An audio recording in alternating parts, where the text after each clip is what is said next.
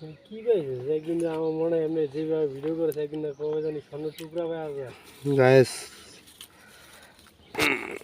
আমরা আসছিলাম একটু ঘুরতে বাঁশবাগানে, দেখতে পাচ্ছেন অনেক বাঁশ, যেদিকে তাকাই শুধু বাঁশ আর বাঁশ, বাঁশ ছাড়া কিছুই দেখতে পাই না।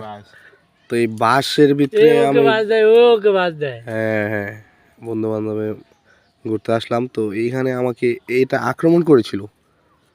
তো আমি এগুলোকে এক পর্যায়ে খুব ভয় পাইতাম, তো আমার এক ফ্রেন্ড আছে, ওইগুলো আমাকে ভয় ভাঙিয়ে দিল, বললো না এই কাঠিতে তোমার দিছি, তুমি এটা এভাবে দেখো কিছু হবে না, জাস্ট এটাকে তুমি লাথি মারতে পারো, যে কোনোভাবে এটাকে তুমি ইয়ে করতে পারো, মেরে ফেলতে পারো। ওইটাই আস্তে আস্তে আমাদের দিকে আসতেছে, তো ভয় পেয়ে গেছিলাম। দেখেন দুষ্টামি করতেছে শুধু আমার সাথে দুইটাই। এগুলো বর্তমান অবস্থা। তো এই যে এটা আমার দিকে চলে আসছে আস্তে আস্তে, এটা আমার হাত, তা আমি এখন এটাকে ছেড়ে দেবো, মারতে নাই প্রাণীকে, তাই এটাকে আমি এটা একটা ছোট একটা আম গাছে ঝুলিয়ে দিচ্ছি।